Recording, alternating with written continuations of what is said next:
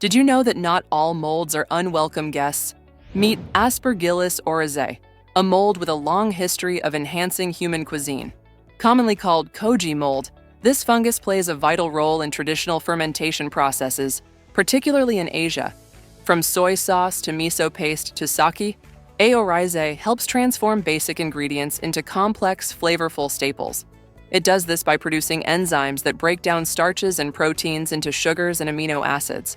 This process not only adds flavor, but also preserves food naturally. Interestingly, Aspergillus oryzae is a domesticated mold. Unlike its wild relatives, it's been cultivated for centuries to be safe and effective for food production. In fact, it's so prized that it's been named Japan's national microorganism. Want to learn more fascinating facts about mold? Visit the Mold Busters Mold Library for a treasure trove of mold knowledge.